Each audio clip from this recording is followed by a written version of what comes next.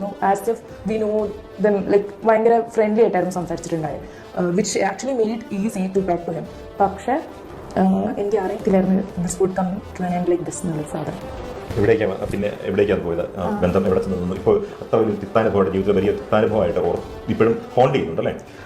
തീർച്ചയായും. ഇന്നിപ്പോൾ ഇവിടെ വന്നിരുന്ന് കുറേ വർഷങ്ങൾക്ക് മുമ്പ് ഉണ്ടായതാണെങ്കിൽ പോലും ഇന്നും അത് സംസാരിക്കുമ്പം പേടിയും വരെയും ആൻസൈറ്റിയും ഒക്കെ കൊണ്ട് ഞാനിപ്പം സംസാരിക്കണമെങ്കിൽ അതിന് അത്രമാത്രം എഫക്റ്റ് ഉണ്ടായി എന്നാണ് എനിക്ക് മനസ്സിലാക്കേണ്ടത്. പിന്നെ ഈ പറയുന്ന പോലെ മുന്നോട്ട് വരാൻ, അല്ലെങ്കിൽ ഇവിടെ ഇപ്പോൾ ഞാനിപ്പോൾ ഇരിക്കുന്നത് പോലും എൻ്റെ മുഖം മറച്ച് ഞാൻ പേടിച്ച് എൻ്റെ ഒരു മുഖം പോലും അല്ലെങ്കിൽ ബോഡി പാർട്ട് പോലും ആരും കാണരുതെന്ന് പേടിച്ചുകൊണ്ട് ഞാൻ സംസാരിക്കണ്ടേ. ഇത് നേരെ മറിച്ച് എൻ്റെ ഒരു അഭിപ്രായത്തിൽ വേടനായിരുന്നു പേടിക്കേണ്ടിയിരുന്നത്. അല്ല, ഇതിൽ ഇന്റർവ്യൂ മുഴുവനായിട്ട് കാണാൻ എനിക്ക് തോന്നുന്നില്ല. കാരണം രണ്ടുപേരുടെയും ഭാഗത്ത് തെറ്റുണ്ട്.